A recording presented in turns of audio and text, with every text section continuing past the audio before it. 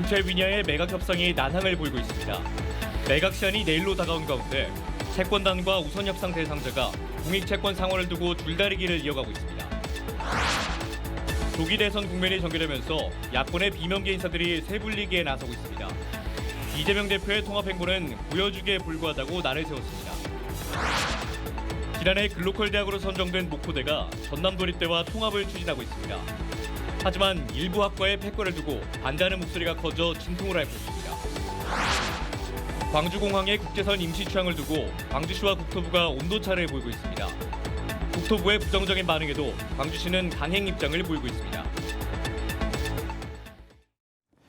여러분 안녕하십니까? KBC 8시 뉴스 시작합니다. 김치냉장고 브랜드 딤체로 알려진 위니아의 매각 협상이 난항을 겪고 있습니다. 매각 시한이 하루 앞으로 다가온 가운데 공익채권 변제를 놓고 채권단과 우선 협상 대상자가 줄다리기를 이어가고 있습니다. 고우리 기자입니다.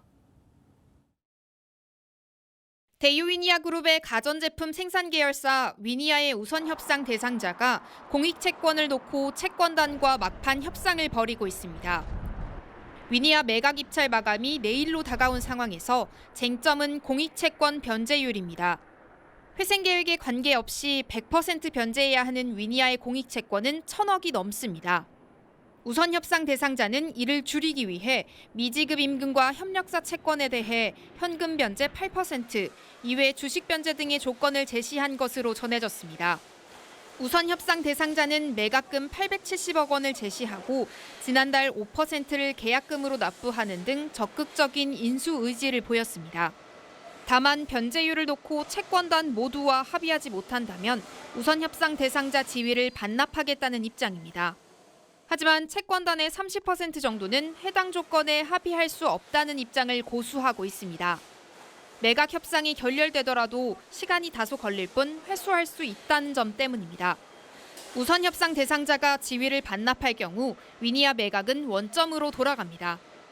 위니아는 지난 2023년 10월 서울회생법원에서 회생 절차 개시 결정을 받은 뒤 공개 경쟁 입찰 방식으로 매각을 추진했습니다. 하지만 입찰 참여자가 없어 유찰됐고 이후 수의계약 형태로 매각 방식이 변경됐습니다. KBC 고울입니다. 영암에서 숨진 채 발견된 20대 외국인 노동자가 생전 한 외국인 센터에 고충을 토로한 것으로 확인됐습니다. 업체가 이 노동자를 강제로 출국시키라는 것 아니냐는 의혹이 나오고 있습니다. 조경원 기자가 취재했습니다. 영암의 한 돼지 농장에서 숨진 채 발견된 네팔 국적의 20대 이주 노동자 뚫 씨. 뚫 씨는 숨지기 전 극심한 우울증에 시달리다 경기도의 한 외국인 지원센터에 연락해 상담했습니다. 뚫 씨의 고충을 들은 상담사는 괴롭힘 의혹의 당사자인 네팔인 생산팀장과 연락해 전후 사정을 따져 물었습니다. 상담사가 뚫 씨가 왜 가는 거냐고 묻자 팀장은 아파서라고 말했고, 일하고 있는 사람이 어떻게 아프냐는 질문에는 말을 안 듣는다는 답변이 돌아왔습니다.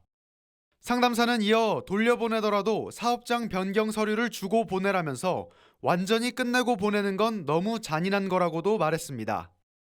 함께 일하던 동료들은 업체 사장이 사업장 변경을 허락해 주지도 않았다며 강제로 네팔에 돌려보내려 했다고 증언합니다. 한 번 나가면 다시 한국에 재취업하기 어렵다는 점을 이용해 협박했다는 겁니다. 계속 그 사장님 여기 일해 하면 네팔 가 뭐 그렇게 계속 말하다가 그 사람 마지막 네팔 가요라는 말을 했어요. 하지만 업체 사장은 본국으로 돌아가겠다는 뚫 씨를 다시 일하게끔 오히려 설득했다는 입장입니다. 제가 설득을 했어요. 너 후회하니까 하고 가자. 저한테 와가지고 제가 설명했습니다. 다시 일하겠습니다. 우울증으로 통원 치료를 받은 후 다시 직장에 돌아온 뚫 씨는 하루 만에 주검으로 발견됐습니다. KBC 조경원입니다. 이주 노동자 단체들이 네팔 출신 20대 이주 노동자 사망 사건과 관련해 전남도에 대책 마련을 촉구했습니다. 전남 이주 노동자 인권 네트워크 등 이주 노동자 단체들은 오늘 오전 전남도청 앞에서 기자회견을 열고 사업주에 대한 이주 노동자 노동 인권 교육을 강화하고 도 인권 기본 계획 수립 시 이주 노동자 인권 정책을 포함해달라고 요구했습니다. 단체들은 또 비극적인 사고가 재발하지 않도록 도 차원의 이주 노동자 노동환경 실태 조사가 필요하다고 강조했습니다. 여수시가 DL건설의 폐기물 불법 매립 사건을 은폐 축소했다는 KBC 보도에 대해 경찰이 수사에 착수했습니다.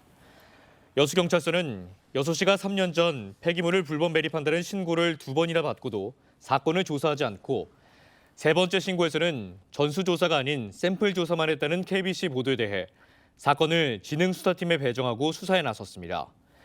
경찰은 조만간 여수시 폐기물 담당 공무원과 공사업체인 DL건설, 발주처인 DL케미칼 관계자들을 차례로 불러 사실관계를 조사할 계획입니다. 지난 2022년 DL건설은 여수 산단에 1,000톤으로 추정되는 폐기물을 불법 매립해 50억 원의 비용을 아꼈고 이 과정에서 여수시는 사건을 은폐 축소하면서 DL건설 봐주기를 했다는 의혹을 받고 있습니다. 조기 대선 국면이 전개되면서 야권의 비명계 인사들도 지원단체를 결성하는 등 세분리기에 나서고 있습니다. 이들은 제왕적 대통령제와 극단 정치 배제를 주장하는 한편 이재명 대표의 통합 행보에 대해서도 보여주기식에 불과하다고 나를 세웠습니다. 김재현 기자의 보도입니다. 야권의 비명계 인사들이 주축이 된 희망과 대안 포럼이 광주지부 창립식을 개최했습니다. 창립식에는 포럼 이사장인 양기대 전 민주당 국회의원과 홍영표 전 원내대표, 송갑석 전 최고위원, 정춘숙, 서동용, 윤재갑 전 의원 등이 참석했습니다. 민주당 소속 비명계 대권주자인 김부겸 전 국무총리와 김동연 경기지사, 김두관 전 의원도 영상 축사를 보내 개헌과 민주당의 혁신, 정권교체 등을 강조했습니다. 희망과 대안은 지난달 18일 출범 이후 첫 방문 지역으로 민주당의 텃밭인 광주를 선택했습니다. 극단적 대립과 갈등, 제왕적 대통령제, 적대적 양당 구조에 대해 문제를 제기하며 이재명 대표 체제의 민주당과 대립각을 세웠습니다. 통합의 정치를 할 수 있는 후보가 그 어느 때보다도 우리에게 절실한 것이고 그런 후보를 통해서만이 진정한 탄핵은 완성될 것이다 라고 생각을 합니다. 창립식에 앞서 양 이사장은 이재명 대표로의 정권교체 가능성은 불투명하다며 조기 대선 시 특정 계파가 아닌 국민이 직접 대선 후보를 선출하는 완전 국민 경선제를 촉구하기도 했습니다. 최근 비명계 인사들을 잇따라 접촉하며 외연을 확장하고 있는 이 대표에 대해서는 보여주기식 만남에 불과하다며 진정성을 보여야 한다고 지적했습니다. 적어도 그 비명계 대선 주자급들을 만났을 때 그분들이 한결같이 주장한 게 첫째, 개헌입니다. 두 번째, 당내 민주주의입니다. 세 번째, 정책이라든지 또 당의 정체성 문제에 대해서 이 대표가 조금 더 전향적인 그런 얘기들을 해야 한다고 생각합니다. 사실상 조기 대선 국면이 시작된 가운데 친명계와 비명계 간의 야권 내 주도권 다툼이 치열해지고 있습니다. KBC 김재현입니다. 더불어민주당이 담양군수 재선거 후보를 결정하기 위한 결선 투표를 내일부터 이틀간 진행합니다. 결선 투표는 이재종 전 청와대 행정관과 최화삼 담양새마을금고 이사장을 대상으로 권리당원과 일반 국민을 50%씩 반영하는 국민 참여 방식으로 진행됩니다. 결선 투표에도 1차 경선과 마찬가지로 정치 신인 가산점과 탈당 감점이 반영되는 만큼 후보들의 가감점과 경선 탈락 후보들의 표심 이동이 승부를 가릴 것으로 전망됩니다. 예비역 장성들이 5.18 국립민주묘지를 찾아 5.18 정신이 있었기에 12.3 내란을 막을 수 있었다면서 군사정변 재발을 막기 위한 제도 개혁을 약속했습니다. 더불어민주당 국방안보특별위원회 예비역 장성 출신 등 위원 35명은 오늘 5.18 묘지를 참배하고 군인들이 위법한 명령에 따르지 않은 것은 5.18 민주화운동의 정신과 민주시민의 정체성을 갖고 있었기 때문이라고 밝혔습니다. 또 다시는 군사정변이 불가능하도록 군 제도 개혁을 추진하겠다며 군이 위법한 내란의 도구가 되지 않도록 쇄신하는 데 앞장서겠다고 강조했습니다. 네, 지난해 글로컬 대학으로 선정된 목포대가 전남 도립대와 통합을 추진하고 있습니다.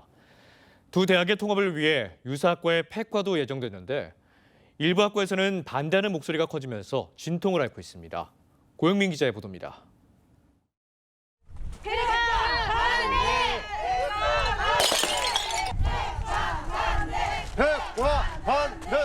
전남 도립대학 도예차문학과 학생들이 망치로 도자기를 내리칩니다. 학과가 사라진다는 소식에 반발해 학생들이 정성스레 빚은 도자기를 깨뜨린 겁니다. 양 대학 간 통합추진위원회를 다시 열어 누구나 수긍할 수 있는 정상적인 통합을 마련할 것을 강력히 요구합니다. 지난해 전남 도립대와 통합을 전제로 글로컬 대학으로 지정된 목포대는 통합추진위원회를 구성했습니다. 전남 도립대는 15개 학과 중 일부 학과를 목포대와 통폐합하겠다고 밝혔고 교육부 심의를 기다리고 있습니다. 학과 개편에 학과 유사성 등이 반영되는데 비슷한 과가 이미 목포대에 있는 점이 작용한 것으로 풀이됩니다. 하지만 일부 학생들과 교수들은 도예과와 차문학과는 엄연히 다르다고 반발하고 있습니다.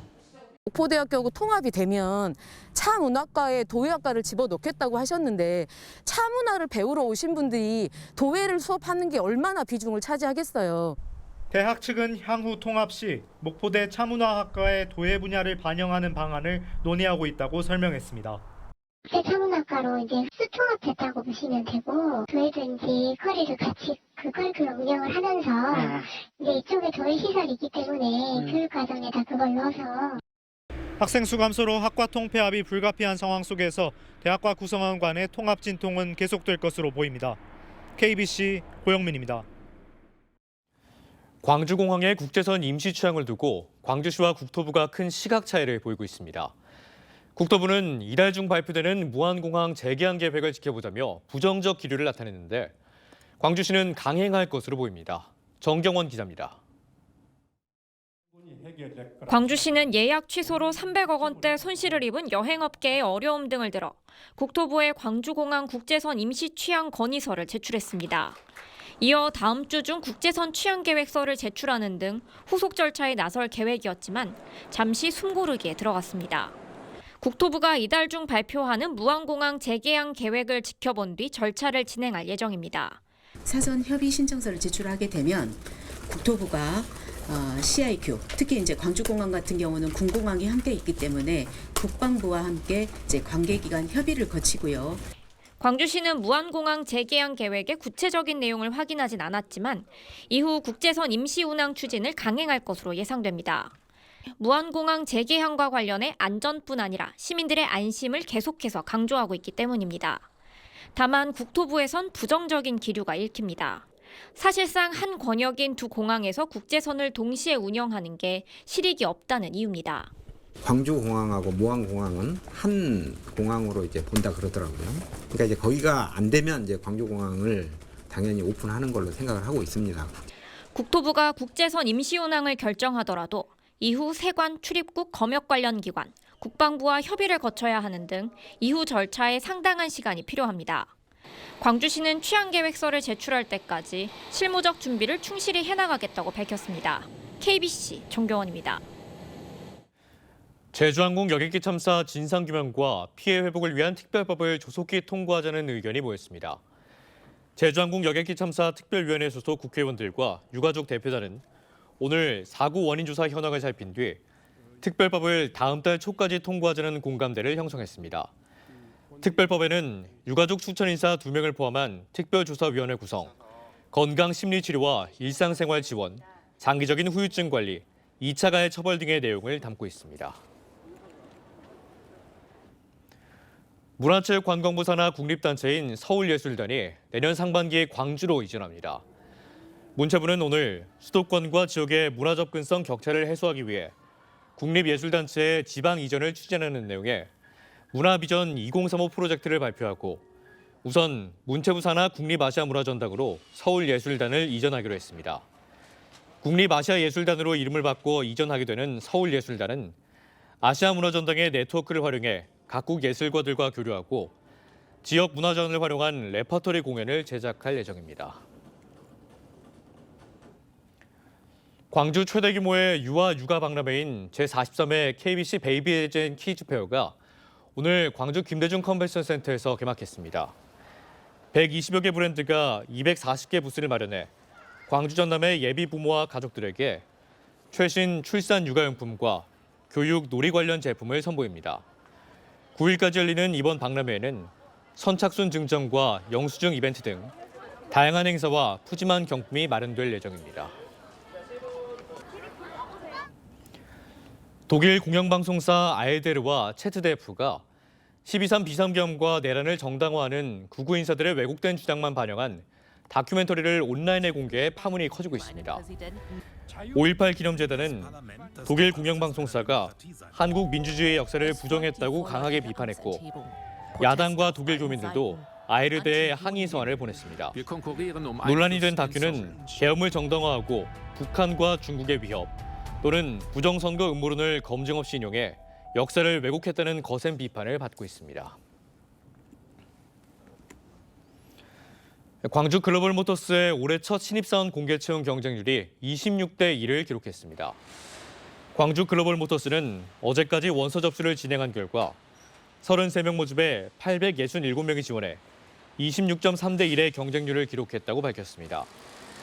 GGM은 서류 전형 합격자들을 대상으로 면접시험, 건강검진 등을 거쳐 4월 중순쯤 최종 합격자를 발표할 계획입니다. 광주시는 민선 8기 핵심 공약 사업인 Y 프로젝트 영산강 익사이팅 존에 국제 설계 공모 최종 당선작으로 경계 없는 풍경을 선정했다고 밝혔습니다. 당선작은 영산강과 빗골대로를 통해 생성되는 도시의 경계를 재해석해 일상의 문화와 역사, 레저가 공존하는 영산강의 중심 공간으로 기획해 높은 평가를 받았습니다. 광주시는 당선자와 설계 계약을 체결하고 2026년 독림동 산동교 일대에 착공해 2027년 상반기에 개장할 예정입니다.